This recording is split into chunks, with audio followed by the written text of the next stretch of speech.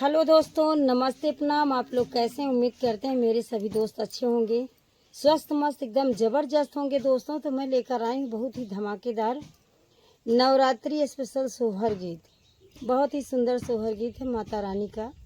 और जब हवन होती है और माता जी को नहीं बुलाया जाता है तो दोस्तों उसी पर का सोहर गीत है।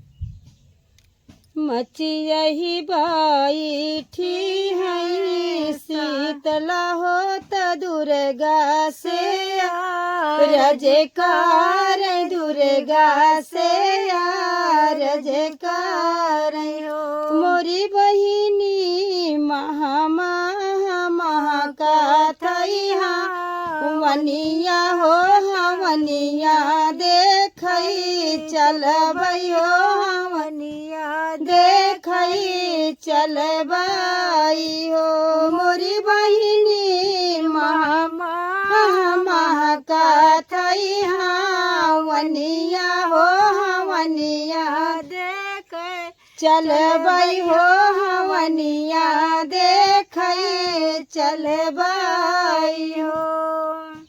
तू ही मोरी बहिनी से बहिनी हो तुहाइन देवी मैया हो तुहाइन देवी मैया हो मोरी बहिनी तेवई नहाम काबू कर रही हो हवनिया कैसे देखबी हो हवनिया कैसे देखबी हो मोरी बहिनी तेवई नहामा काबू कर रही हो हवनिया कैसे देखबी हो हवनिया कैसे देखबी हो।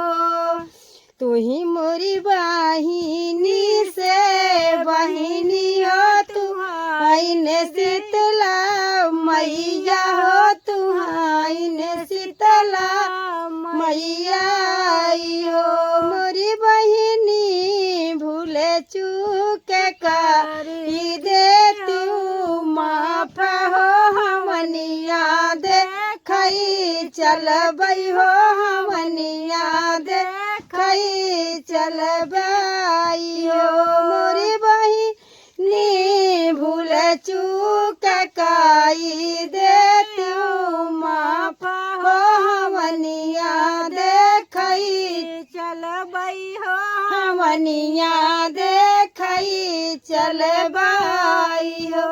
एक बहिन चलही जब अगवा हो दूसरे बहिने पिछवा हो दूसरे बहिने पिछवा हो मोरे सखिया तीसर बहिन बरसावई लागई पनिया हो हवानी बूझी गई हो हवानी बूझी गई हो मोरी बहिनी तीसर साखी बरसावई लागई पनिया हो हवन बूझी गईली हो हवनिया बूझी गईली हो।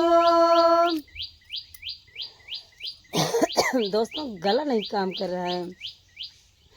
इतने में याद आवई तेवाई कमैया का पुकार हो तो मैया का पुकार हो मोरी मैया यावा हो हवनिया हमारी बैठा हो हवनिया हमारी बैठा हो हवनिया हमारी बैठाई हो मोरी मैया हम निक जाग पूरा कर